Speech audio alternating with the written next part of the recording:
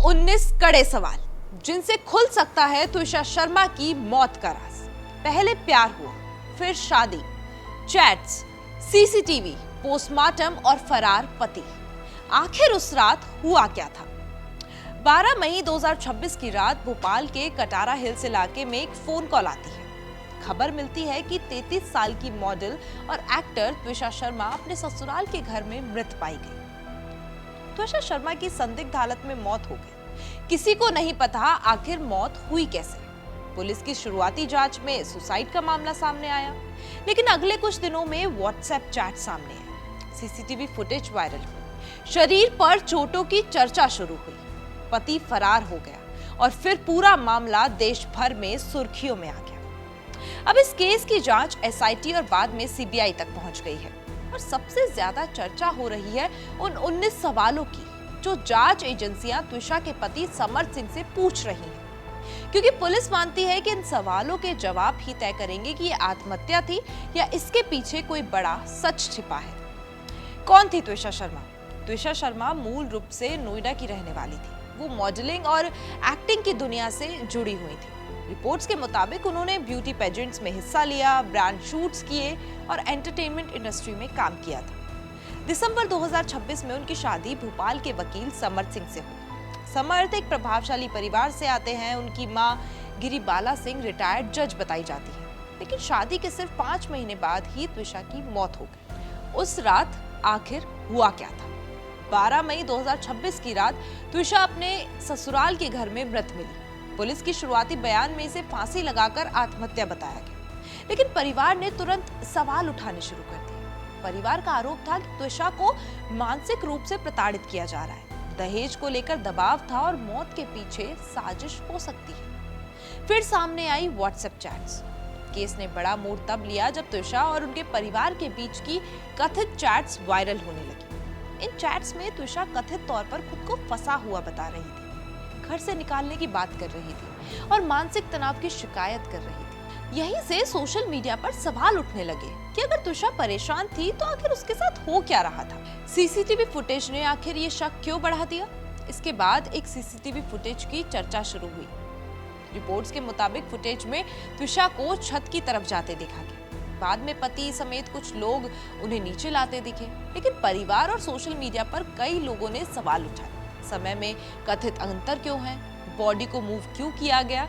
CPR की कोशिश कब हुई? और क्या एविडेंस टेम्पर हुआ है? यहीं से एसआईटी की एंट्री हुई और आखिर वो 19 सवाल क्या हो सकते हैं वो भी मैं आपको बताऊंगी। आधिकारिक तौर पर सभी सवाल सार्वजनिक नहीं किए गए हैं, लेकिन मीडिया रिपोर्ट्स और जांच के आधार पर माना जा रहा है कि एसआईटी समर्थ सिंह से इन मुद्दों पर पूछताछ कर रही है। पहला सवाल, मौत से पहले पति पत्नी के बीच क्या विवाद हुआ था? अजमेर ट्रिप को लेकर झगड़े की बात जो है वो इस दौरान सामने आई। सेकंड जो क्वेश्चन रहा वो ये रहा कि त्विषा की मानसिक स्थिति कैसी थी? तीसरा सवाल, क्या प्रेगनेंसी और मेडिकल टर्मिनेशन को लेकर तनाव था? एमटीपी यानी मेडिकल टर्मिनेशन ऑफ प्रेगनेंसी की बात जांच का हिस्सा बनी हुई है। चौथा सवाल, शरीर पर चोटों के निशान कैसे आए? पांचवा सवाल, सीसीटीवी टाइमलाइन में अंतर क्यों दिख रहा है? छठा सवाल, घटना के बाद सबसे पहले किसे फोन किया गया? सातवां सवाल, क्या कमरे या छत का सीन बदला गया? ऐसे ही तकरीबन 19 सवाल हैं जिनके जवाब ढूंढे जा रहे हैं। क्या ये आत्महत्या थी या किसी ने इसे सुसाइड जैसा दिखाने की कोशिश की? समर्थ सिंह पर शक क्यों बढ़ा? क्योंकि घटना के बाद समर्थ सिंह कई दिनों तक पुलिस के सामने ही नहीं आए। रिपोर्ट्स के मुताबिक उन्होंने एंटिसिपेटरी बेल की कोशिश की, फिर अदालत में सरेंडर की बात हुई और बाद में उन्हें पुलिस कस्टडी में भेजा गया। इस दौरान सोशल मीडिया पर यह नैरेटिव तेजी से फैल गया कि अगर वो निर्दोष थे तो भाग क्यों रहे थे? हालांकि कानूनी तौर पर फरार होना और दोषी साबित होना दोनों अलग बातें हैं। दूसरी, पोस्टमार्टम की जरूरत क्यों पड़ी? त्विषा के परिवार ने पहले पोस्टमार्टम पर सवाल उठाए। उनका कहना था कि चोटों का सही विवरण नहीं दिया गया और जांच में कई खामियां हैं। इसके बाद एम्स दिल्ली की टीम भोपाल पहुंची और दूसरा पोस्टमार्टम जो है वो करवाया गया। यानी मामला अब बेहद हाई प्रोफाइल बन चुका था। सुप्रीम कोर्ट तक मामला आखिर क्यों पहुंचा, इसके बारे में जानते हैं। इस केस में राजनीतिक दबाव, प्रभावशाली परिवार, जांच पर सवाल और सोशल मीडिया आउटरीच इतना बढ़ गया था कि सुप्रीम कोर्ट ने भी सुओ मोटो कॉग्निजेंस लिया। ये किसी भी केस में बेहद गंभीर स्थिति मानी जाती है। सोशल मीडिया पर लोग इतने गुस्से में क्यों हैं? क्योंकि इस केस ने भारत के एक बड़े सामाजिक डर को फिर से सामने ला दिया है। क्या शादी के बाद लड़कियां सच में सुरक्षित हैं? सोशल मीडिया पर कई लोग दहेज, मानसिक प्रताड़ना, टॉक्सिक मैरिज और सोसाइटल प्रेशर को लेकर खुलकर बात कर रहे हैं। लेकिन अभी सबसे जरूरी बात क्या है? इस केस में अभी जांच जारी है।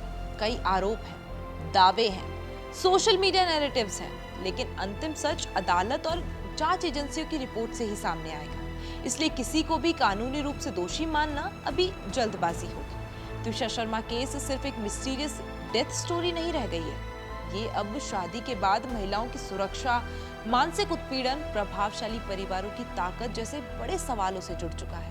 अब पूरा देश उन 19 सवालों के जवाब का इंतजार कर रहा है, क्योंकि शायद उन्हीं जवाबों में छिपा है त्विषा शर्मा की मौत का असली सच। आप इस पर क्या अपनी राय रखते हैं? हमें कमेंट्स करके जरूर बताइए।